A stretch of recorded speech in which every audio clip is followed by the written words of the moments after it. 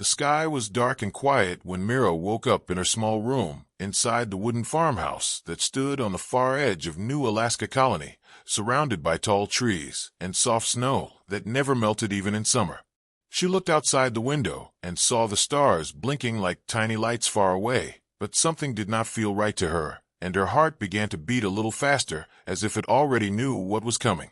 The air smelled strange and heavy as if smoke had touched it from far away, and Mira stepped out of her room and walked down the narrow hallway with her bare feet, touching the cold floor, and her breath starting to shake without reason. She opened the front door and stood still because the sky was no longer quiet and no longer peaceful. There were ships in the air, big black ships with red lights flashing across their surface like veins filled with blood, and they moved slowly and silently like shadows with wings. She had never seen ships like these before, and she knew they were not human. She turned around to call her father, who was probably in the barn checking on the animals, but before she could say a word, a bright red beam came from the sky and struck the barn with a blast that shook the ground and filled the air with fire and smoke. Her ears rang, and her eyes filled with light and dust, and her legs moved without thinking as she ran toward the barn, but there was nothing left of it but burning wood and silence. She screamed for her father, but only the fire answered. She turned back and ran toward the house to find her mother and her little brother, who had just turned 7 last week, and had made a wish to see the stars up close one day. The house shook again, and another red beam hit the back wall, tearing through it like paper, and Mira fell as pieces of wood, and glass flew through the air like angry birds. She crawled across the ground shouting their names again and again, but her voice was lost in the wind and the sound of more ships coming. The house was on fire now, and Mira could not breathe as the smoke filled her chest, and her eyes stung, and her hands burned as she tried to reach the stairs where her brother used to sit every morning with his toy shuttle and his sleepy smile. But the stairs were gone, and so was the roof, and Mira knew she had to run or she would burn too. She stumbled outside and fell into the snow, and for a moment everything was quiet again, as if the world was holding its breath. Then she looked up and saw more ships coming and more fire falling from the sky. She ran into the forest, where the trees were tall and dark, and the snow covered everything like a blanket, trying to protect what was left. She hid under the roots of a great fallen tree and curled up like a ball as the cold bit her skin and her body shook, but she made no sound, not one word, not one cry.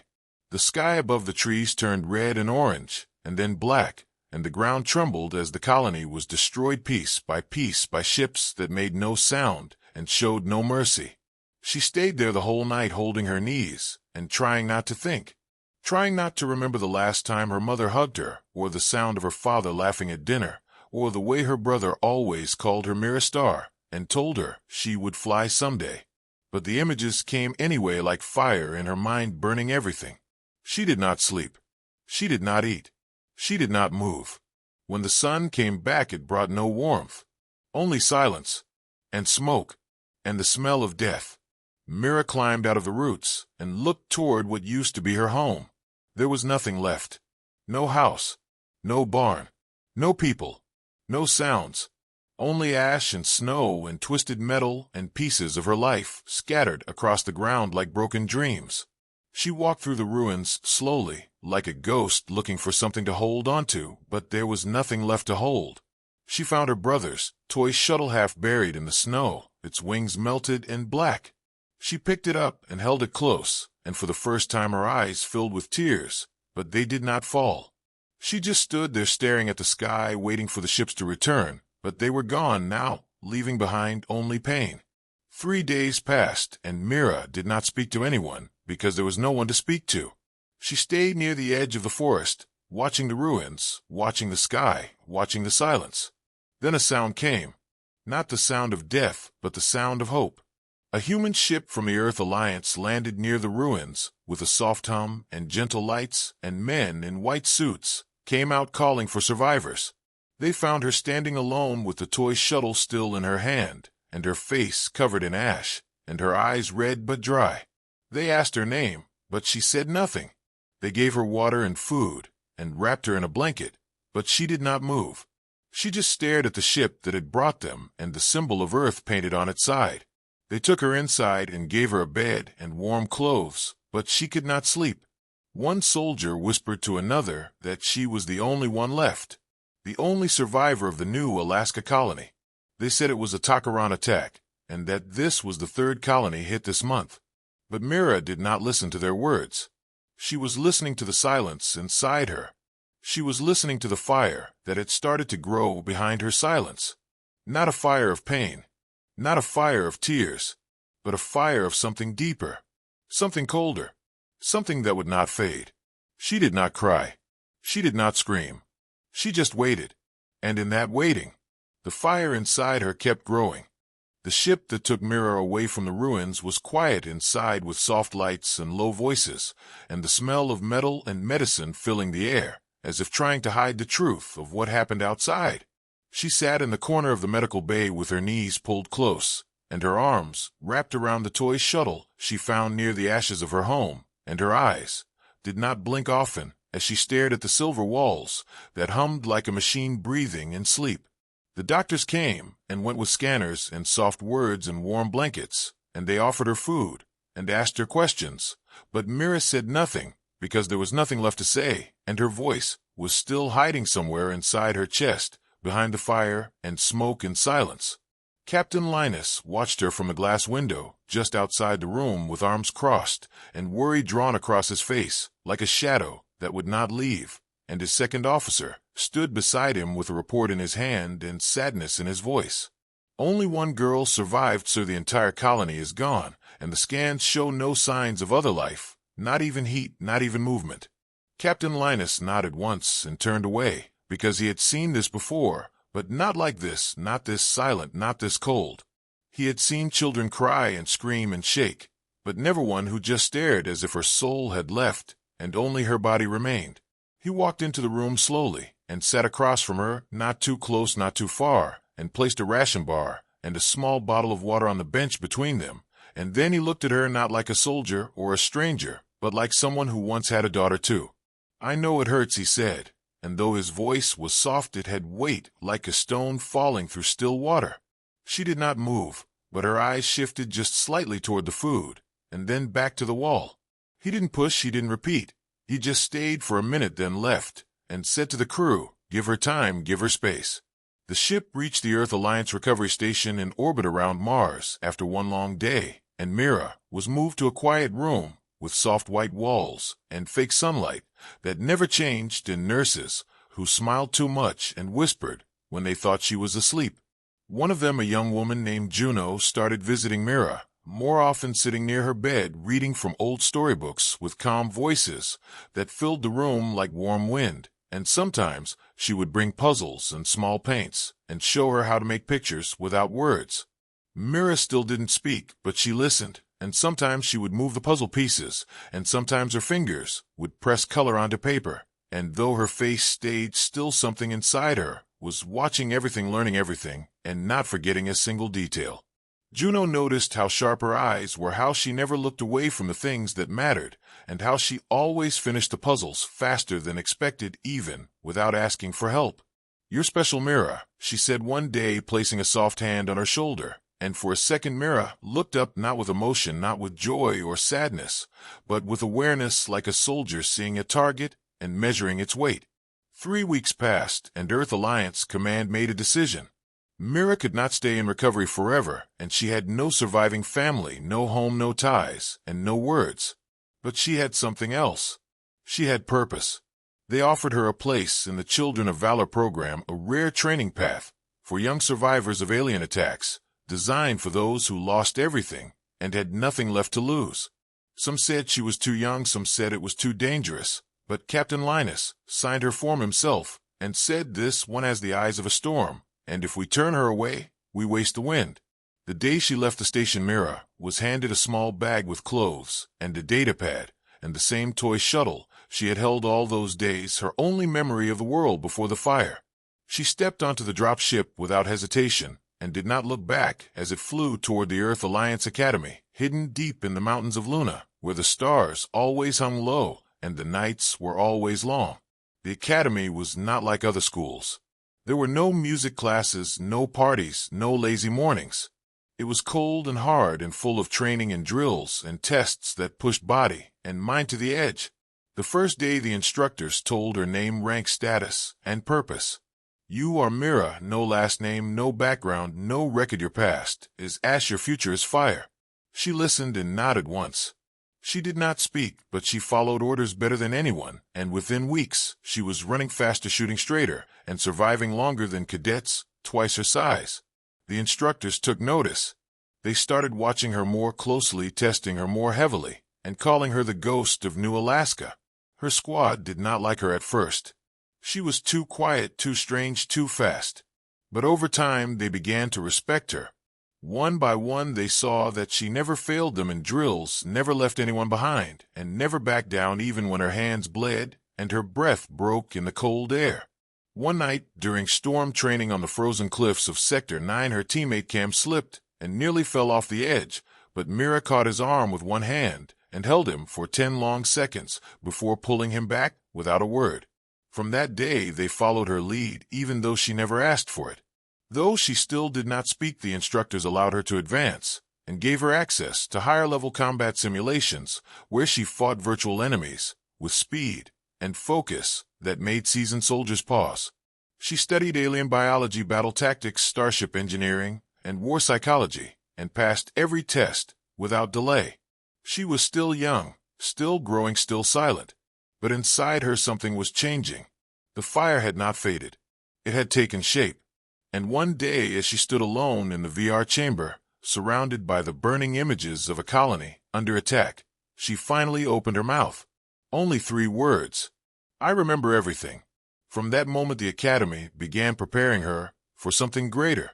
She would not just be a soldier. She would be a weapon. Not of hate, but of design. Not of rage, but of control. She was no longer just a girl from New Alaska. She was becoming the answer to a question the galaxy had not yet asked. What happens when the last survivor becomes the first to strike back? The air on Luna always felt thin, like the planet itself was still learning to breathe, like the gravity was trying to pull people down, not with weight, but with memory, and Mira felt that weight every time she stepped onto the stone paths of the Earth Alliance Combat Academy, hidden under layers of rock and steel deep beneath the lunar surface. Each morning began the same before the false sun lit up the sky. She was already awake, already moving, already dressed in black cadet gear, with the shuttle toy always hidden inside her bag, like a silent promise no one else could understand. She did not talk to the other cadets unless she had to, and even then her words were short, clean, and sharp, like the blade she carried during hand combat drills, and soon the instructors began to notice that she never asked questions, and never made excuses, and never broke under pressure, no matter how cold the wind or how hard the floor.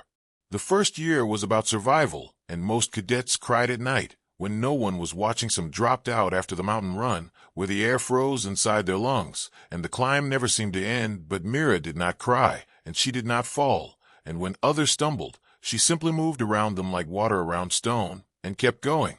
They called her Ice Heart behind her back at first, then they said it to her face, hoping for a reaction, but she gave them nothing, not hate, not pride, not pain, and that made them nervous, because people do not fear fire, they fear what cannot be moved. Her combat scores were always the highest, and her reaction times were almost machine perfect. And when she entered the simulator rooms, the AI began to fail predicting her choices, because she did not think like a soldier or even a human. She thought like something else, something colder and faster and more exact. Instructors began pulling her aside for special training, giving her advanced weapon systems access and black-level security material that no other cadet ever touched at her age. And she read everything they gave her, memorized it, broke it down, rebuilt it better, and returned it with questions that even the officers could not answer quickly. She studied alien weapons from the Takaran fleets, analyzed their formations and patterns, and learned to speak their tactical code better than their own prisoners, who had been captured in the early raids, and who now sat behind locked cells, whispering in fear whenever her name came up on the report logs.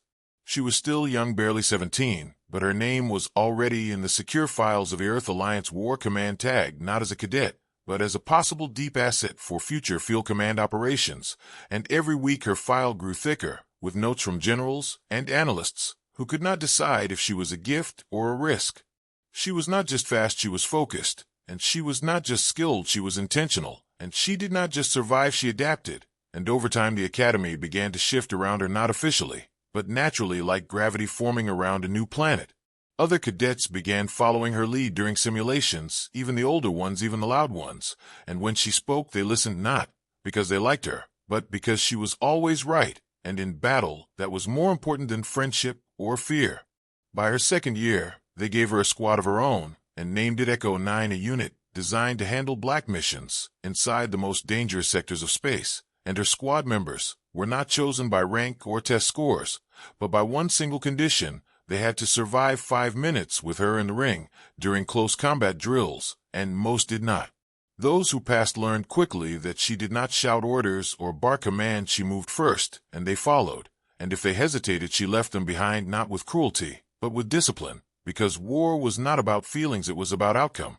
The first mission came during the final months of her training, when a rogue alien weapons trader intercepted a supply convoy carrying medpacks for a plague zone on Mars, and Earth Command sent Echo 9 to retrieve it, without being seen, without leaving a trace, without starting a war. The drop ship was silent as it cut through the dark of space, and Mira sat in the front seat, eyes closed, heartbeat slow, breathing, even while the others checked their gear and whispered between themselves. And one of them, a tech officer named Ryle, asked her quietly if she was nervous, and she looked at him without blinking and said, "Nervous is something that dies when your world burns." They landed on the asteroid base with zero resistance and moved like shadows between steel corridors, avoiding detection disabling systems, and reaching the core in 28 minutes with no casualties. And when they found the traitor, he laughed and said, "What will a girl do to stop me?" And she answered by taking his weapon apart while it was still in his hand and showing him what fear felt like.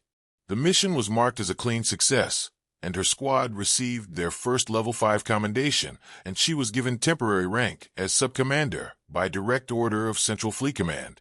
After that there were more missions, always quiet, always deadly, and always successful, and her legend began to grow inside the fleet. Stories whispered over mess tables, and inside VR, sims about the girl who never smiled and never failed and never forgave. They did not know her real name, only her code name Vanta, a word meaning darkness beyond light. And it suited her, because wherever she went the shadows followed.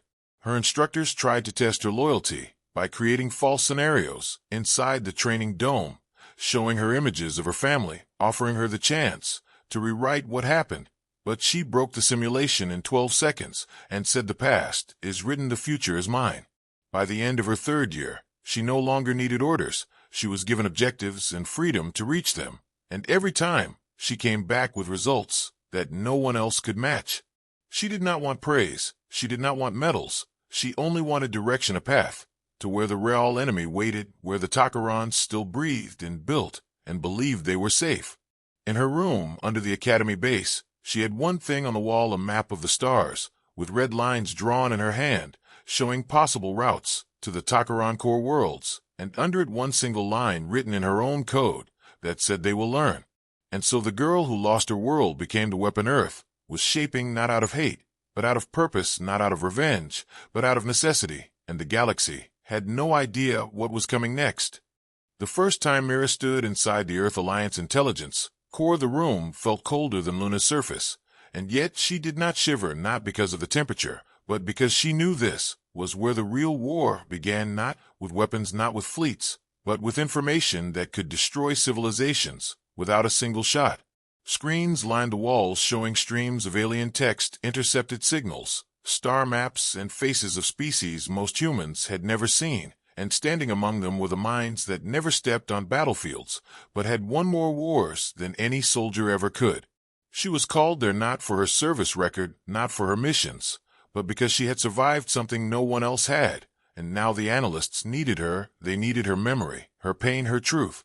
They asked her to sit and watch. They played recordings of Takaran voices, images of their ships, blueprints of their weapons, and then they asked her what she saw, what she felt, what she remembered. She spoke for the first time in days, and her words were not about emotions, they were about patterns. She remembered how the ships moved before they fired, how the red lights blinked in a certain rhythm, how the sound that followed was not a roar, but a pulse like a heart dying in slow motion. The analysts leaned in closer, writing notes, cross-checking data, realizing her memory was sharper than satellite footage and more accurate than drone scans. They gave her access to the Takaran War Archive, a locked vault of files captured over years of skirmishes, encrypted with alien logic, and protected by codes that even Earth's top AI could not fully break. Mira sat with those files for hours, sometimes days, barely sleeping, barely eating, her eyes reading faster than any screen could scroll, her mind connecting lines no one else had drawn. It was there she found the truth. The Takarans were dying. Not from war, not from age, but from a virus, a silent genetic plague that spread through their blood, changing their DNA, breaking down their bodies from the inside.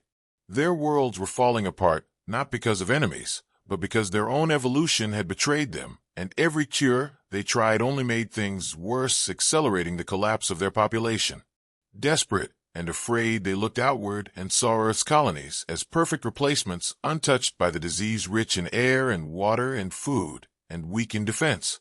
They did not declare war, they simply struck fast and hard, taking what they needed, believing humanity would not strike back, because they saw humans as slow and soft and divided. They were wrong.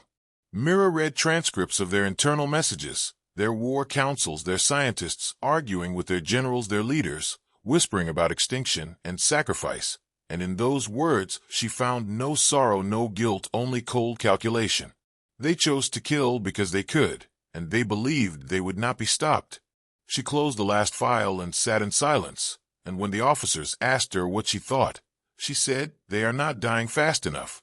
That sentence was recorded and played back later in war rooms, where high command debated what to do next, and some said she was too angry, too dangerous, too close to the pain to think clearly. But others said she was exactly what Earth needed. A weapon that understood not only how the enemy moved, but why. They offered her a new mission, not as a soldier, but as a strategist. They asked her to help design the next phase of Earth's response, a campaign that would not just fight back, but end the Takaran threat once and for all. She did not say yes, and she did not say no. She simply walked to the center of the room, pulled up the largest star map, and began pointing. Here, she said, this is their supply route. It changes every 6 days based on solar storms. Here is their main data hub buried under an old mining moon. They think we do not know it exists. Here is their breeding center. They protect it more than their command posts, which means they have not given up on survival. The officers stared as she broke down the enemy's hope piece by piece until it became a blueprint for extinction. She did not want revenge, she wanted balance. They had taken everything from her, and now she would take everything from them, not in rage, but in return, not with emotion, but with method. The Earth Alliance gave her clearance to lead Operation Eclipse, a classified directive to cut off Takaran resources, one by one, using silent strikes, ghost teams, black ships, and viral codes designed to collapse their systems from within. The plan was not to kill quickly, but to make them fall slowly, helplessly, like their victims had fallen on the frozen ground of New Alaska.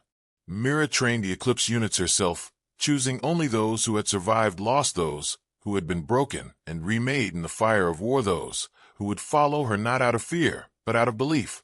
They did not wear names, they did not speak in briefings, they operated in silence, moving through enemy space, like shadows swallowing light. Within weeks, the Takarans began to feel the shift. Their storage planets stopped responding, their messages went unanswered, their ships malfunctioned in deep space, and no one could explain why. What they did not know was that Mira had rewritten their war. She had taken their own fear and turned it into a weapon that moved faster than light and cut deeper than steel. One night, while reviewing enemy logs, Mira saw a message broadcast across their network. In panic, asking who is doing this, who is behind the fall. And she whispered the answer to herself, not in anger, not in joy, but in truth. Earth. She stood in the observation dome of the command cruiser, staring at the stars that once brought her pain and now carried her purpose. And her reflection in the glass looked nothing like the girl who once hid under the roots of a tree with ash on her skin and fire in her chest. She was no longer a survivor, no longer a student, no longer a soldier. She was something new. She was the result of the choice the Takarans made the night they flew over a quiet farmhouse and turned a sleeping world into a burning memory. She was not born for war. She was built by it. And now the architects of her pain would face the future they thought they had escaped. The virus had not killed them, The fire had not killed them, but the consequence had come, and her name was Mira. The black cruiser known as Shadowfall moved through deep space, without a sound, without a light, without a trace, and inside its armored shell Mira stood in the command chamber, surrounded by silence and purpose, as her team prepared for the first strike of Operation Eclipse. The mission was simple on paper but impossible in practice. Locate the Takaran Weapons Depot in Sector 13, disable all defenses, infiltrate the core, and destroy everything without alerting the rest of their fleet, and without leaving a single survivor who could speak the name of Earth. This depot was not just a storage unit. It was the center of their tactical weapons grid, a fortress buried in a hollow moon, surrounded by asteroid mines, plasma shields, and patrol ships that never slept. And yet Mira had studied it for weeks, breaking down its patterns and watching every shift in rotation until she saw the opening others missed. She stood before her squad in the dark hangar, their armor black as space, their faces still and waiting, and she spoke only once. "We do not speak, we do not hesitate, we do not leave anything behind." Then she turned and walked onto the drop ship, and the others followed without question, without fear, without sound, because by now they trusted her more than orders, more than instincts, more than life. The drop ship slipped out from Shadowfall and moved through the asteroid belt like a whisper under a storm, dodging rocks and signals and scans until the target came into view, a dark moon with red veins glowing beneath the surface like magma trapped in iron. As they approached, Mira activated the cloaking drive, and the ship vanished from sensors, moving into position above the weak point. She had discovered a small vent shaft used for exhaust during shift rotations, left unguarded for only 4 minutes every 36 hours. The countdown began, and Mira's eyes never blinked as she timed every second with her breath.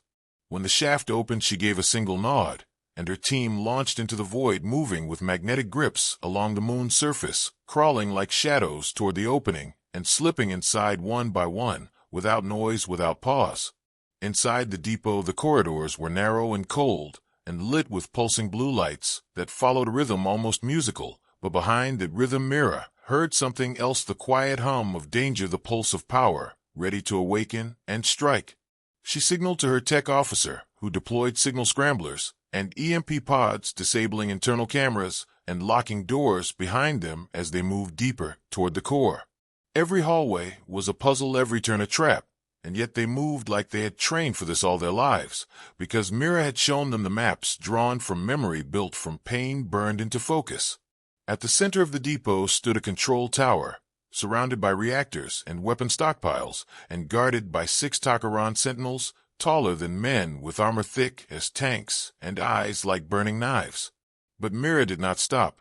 She raised her left hand, pointed to the vents, and her sniper crawled above them, sliding into place and waiting for the cue. 3 seconds later, 6 targets fell at once with no alarm, no sound, no time to react, and the team rushed forward, planting explosives along the reactors with smooth, practiced movements like dancers in a deadly play. Mira reached the main console and inserted a black key drive encoded with a virus. She had written herself back at the academy 1 line of code for every life lost on New Alaska, and now the system cracked under her fingers, unlocking files, redirecting power, overloading safety locks, and turning the depot into a ticking weapon ready to eat itself from the inside. They had 7 minutes to escape. She signaled extraction, and the team pulled back fast but clean, sweeping every room and leaving behind only silence and fire. As they exited through the same shaft, they entered the first tremor, shook the moon, and deep below the reactors began to boil and scream, and Mira turned once to look at the structure collapsing beneath the surface and whispered a single word that only she could hear: balance. The drop ship raced back to Shadowfall, and the cruiser vanished into hyperspace just as the depot exploded in a wave of red and gold that lit up Sector 13 like a new star born in wrath. Back on the bridge, Mira watched the satellite feed as the Takaran fleet scrambled for answers, sending ships to search wreckage and messages to warn nearby outposts. But they were too late and too slow, because by the time they found the ashes, Earth had already moved. The report went straight to Earth Command, marked successful with 0 casualties and high-value target neutralized. But the most important line came from Admiral Scorn, who read the summary, then looked at the map, and said, "She is not just striking, she is shaping the war." Across the stars, whispers began to rise among neutral colonies and border stations about a ghost ship, a black storm, a human weapon with no mercy and no name, and though they did not know it yet, the Takarans had just met the beginning of their end. Inside her private chamber, Mira sat alone and looked at the stars beyond the glass, and for the first time in years, she allowed herself a breath not of peace, but of progress. She reached into her locker, pulled out the old toy shuttle, and placed it on the table, beside her, a symbol, not of what she had lost, but of why she continued. She did not hate the Takarans for what they had done. She had simply removed the part of her that asked why, and replaced it with the part that asked when. The next mission would be harder, deeper into enemy space, closer to their core, but she did not fear it, because fear was something she had buried long ago under the ruins of her home, beside the voices she no longer needed. Shadowfall remained cloaked, drifting between sectors, carrying with it a storm no one could see until it was too late, and within its walls Mira prepared for the next strike, not as a girl seeking revenge, but as a force delivering consequence. She studied the next target, a data hub hidden beneath the rings of a gas giant pulsing with enemy secrets, and she began drawing a new plan, line by line, move by move, each piece falling into place like a memory reversed. The stars outside did not blink, and the silence inside did not break, and the war that once began with fire was now unfolding with precision, led by a survivor who no longer needed saving, led by a soldier who had already burned. The skies above planet Vorga were filled with dark clouds that never moved, as if the stars themselves had turned away and refused to watch what was coming, and from orbit the planet looked cold and tired, a dying world, holding on to power with broken hands. Mira stood on the command deck of the Earth Alliance Dreadnought Titan, the largest warship ever built, a shadow against a dying sun, and her eyes locked onto the spinning sphere below, not with hatred, not with pity, but with purpose. For years, she had watched the Takarans burn colonies, steal lives, crush futures, and now they had run out of time, run out of space, run out of lies. Her voice cut through the silence of the command deck like a blade through fabric, and the officers around her stood straighter, waiting for the words that would begin the end. We strike at noon lunar time, coordinate with all fleets, hold fire until my signal, disable escape routes, first, then communications, then air support, then ground defenses. We cut them off, we surround them, we end them. Across the stars, 6 Earth Alliance fleets prepared for the final move, each one positioned in silence, waiting behind moons, hiding in asteroid belts, their ships powered down, cloaked, ready to move, like hunters in the snow. Planet Vorga was the last stronghold, the capital of the Takaran Empire, and deep inside its core were bunkers filled with generals, scientists, warlords, and the remaining council members who believed they still had control, who believed they could still win. They had seen what Earth did to their depots, their data hubs, their fleets, but they had not understood the pattern. They had not realized the silence between attacks was not peace, it was calculation, it was Mira. The Takaran defense grid activated as soon as the first Earth ship appeared above the atmosphere. Their plasma cannons charged, their shields raised, and their fighters launched into orbit like wasps from a broken hive. But Mira had planned for this.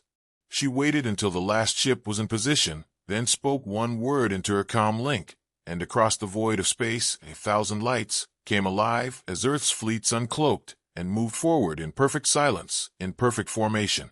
The first wave of missiles tore through the outer defense lines before the Takarans could even target, and the second wave disabled their planetary shield grid with viral code Mira had embedded weeks ago through a decoy satellite.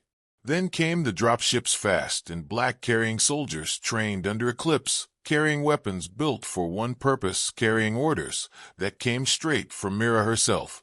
Do not let them escape.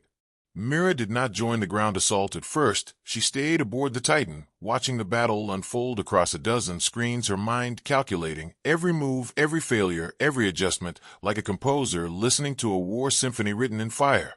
She saw the Takarans retreating into bunkers, locking doors, calling for reinforcements that would never come because her ships had already blocked their long-range comms, and their remaining fleets were being hunted in deep space by ghost units she had placed weeks ago. Then the call came from General Hesk, one of her lieutenants leading the primary strike team. Main command bunker located multiple council signatures, confirmed heavy resistance, requesting permission to deploy seismic charges. Mira paused not because she doubted the order, but because she knew what came next was not just battle, it was history. Permission granted, eliminate the core, collapse the command post, seal the end. The charges were set within minutes, and the shockwave could be seen from orbit, a ring of dust and flame rising into the sky as the center of the Takaran leadership crumbled into the planet's crust, leaving behind only smoke and silence. But Mira was not finished. She ordered a shuttle and descended to the surface herself, stepping onto the ruins of a world that once sent death into the stars and now stood broken beneath the boots of those it once tried to erase. She walked through the remains of the capital, wearing no helmet, no armor, only the black command coat, marked with the Earth insignia, and her own sigil, a single red line drawn across a white star. Takarans who had survived the collapse watched her from the shadows, not with pride, not with power, but with fear, because they knew who she was, they knew what she had become. She reached the final hall, the Great War Chamber, where once maps of stars had glowed across walls and leaders had pointed and planned and ordered destruction, and now it was filled with rubble and silence and dust. One old Takaran general sat against the wall, his arm broken, his eyes dull and tired, and he looked up at Mira with a voice barely louder than a whisper. "You destroyed us." Mira did not nod, and she did not speak. She only stepped forward and placed the toy shuttle onto the cracked floor, between them the same shuttle her brother had held on the last night of his life, and then she turned and walked away, leaving the past with those who created it. By the time she returned to the Titan, the last of the resistance had been neutralized, and the Earth Alliance had declared full control of the planet, and a message was sent across the galaxy, simple and final. The war is over. Back on Earth, people celebrated in streets, watched the news feeds, listened to the names of fallen heroes, and raised flags in memory of colonies that would never return. But Mira did not return for celebration. She returned to New Alaska. She stood once again on the frozen land where her home had once stood, and closed her eyes as snow began to fall around her, soft and quiet, like it had all those years ago before the sky had turned red. She placed the shuttle on a small stone marked with her family's names and stepped back, not in sorrow, not in rage, but in silence. The war had ended, but the memory had not. She looked up at the stars, now free of Takaran threat, and she did not feel peace. She felt readiness, because she knew there would always be others who would come, others who would take and destroy, and believe Earth would not answer. But now they knew. Now the galaxy knew. She had turned from survivor to soldier, from soldier to weapon, and now she stood as something greater. She was the echo of every life lost, and the voice of every life still standing. She had become the final answer to the question the Takarans once asked: what will humanity do when pushed to the edge? And the answer came in fire and silence in Mira. The stars were quiet now, no sirens, no signals, no calls for help, and Mira stood on the bridge of the silent ship, watching the galaxy, as if it were sleeping for the first time in centuries. And the quiet was not peace, it was absence, the kind that follows a storm too large to name. Planet Vorga lay behind her, cold and broken, a place once full of fire and pride, now turned to stone and shadow, and she had left it without looking back, because there was nothing there she had not already buried in her mind. The Earth Alliance marked the war as over. The threat removed the skies, cleared the colonies safe, and new missions began to build and rebuild and move forward. But Mira did not move forward in the same way. She returned to Earth not as a hero, not as a name, not as a face for the news feeds, but as a figure passing through shadows, avoiding cameras, ignoring applause, and walking the same halls where she once trained and learned and burned. Her room in the academy still stood quiet and unused, the bed untouched, the locker still locked, the wall still bare, and she opened it slowly, revealing only one thing, the box she kept with the pieces of her story inside. The shuttle her brother loved, now cracked from age, the cloth her mother once wrapped around her shoulders during cold nights, the coin her father carried for luck, now blackened from heat and time. She took the box and walked outside past the new cadets, who whispered as she passed, not in fear, not in reverence, but in something deeper, something they did not understand. They called her the end of war, the ghost of vengeance, the sword that fell without mercy, and yet none of them truly knew her story, only her results, only her silence, only her myth. She made her way to the mountains beyond the academy, where the snow never melted and the wind never stopped, and there she dug a small place beneath the rocks and placed a box inside, pressing the earth around it with bare hands like sealing a promise into the ground. She stood for a long time listening to the wind until the voices faded from her memory, and only the sound of her breath remained steady and calm like a heart that had finally learned how to beat again. Then she returned not to war, not to battle, but to something different, something still and deep and waiting. The Earth Alliance offered her a place in high command, a title, a fleet, even a seat at the table where future wars would be shaped and guided by minds trained for conflict and survival. She said no. They offered her a monument, a statue, a history written with her name at the top, and she said nothing and left the message unanswered. Instead, she chose silence. She disappeared from reports, from stations, from orders, and slowly her name faded, not forgotten, but sealed like a weapon placed back into its box only to be opened when needed. She traveled alone from world to world, always under different names, always in quiet ships, always at the edge of the known stars, where people still feared the dark and still prayed for peace. She helped where she could not, with guns, not with orders, but with knowledge, with quiet hands and quiet steps, and sometimes the people she helped never even saw her face, only the results, only the change, only the safety that followed after. On a small colony called Vale Wind, she stopped a riot by whispering to the leaders the truth of what war cost. On a mining moon near Io, she shut down a weapons ring before it turned into something worse by feeding the right names into the right ears. On a floating station above Saturn, she taught a child how to fly, not with ships, but with thought, with hope, with belief in something beyond fire. Everywhere she went, something healed. Not quickly, not loudly, but surely. Years passed, and Mira grew older, her eyes deeper, her movement slower, but her mind never lost its edge, and her silence never lost its power. Then one day, on a world no one remembered, a signal reached her ship, quiet and trembling, and carrying a message from the stars. A new race had appeared in the outer reaches beyond the Orion gates, their ships strange, their language unknown, their behavior cold and calculated, and some feared they would become the next threat. The Earth Alliance sent fleets, they sent diplomats, they sent weapons, and they prepared again for war. But the message was not sent to the fleets or the leaders or the councils. It was sent to her. Not by force, not by command, but by hope. They asked not for her sword, not for her fire, but for her understanding, for her memory, for her truth.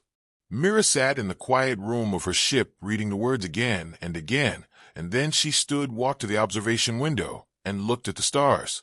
She saw not enemies, not targets, not battles. She saw questions. She saw paths. She saw choices. And she realized something she had always known but never spoken. That survival is not the end. That victory is not peace. That extinction is not justice. And she turned the ship toward the stars, toward the edge, toward the unknown, not to strike, not to burn, not to end, but to begin again. Because she was not made only of war. She was made of what comes after. And the galaxy still did not understand what that meant. But they would. They would learn not to fear her silence, but to follow it, not to run from her shadow, but to walk beside it, not to worship her name, but to carry it forward. Mira the survivor, Mira, the weapon, Mira the echo. And now Mira the guide. She had walked through fire and left it behind. She had watched stars fall and rise again. And now she walked into the dark, not because she feared it, but because she no longer did.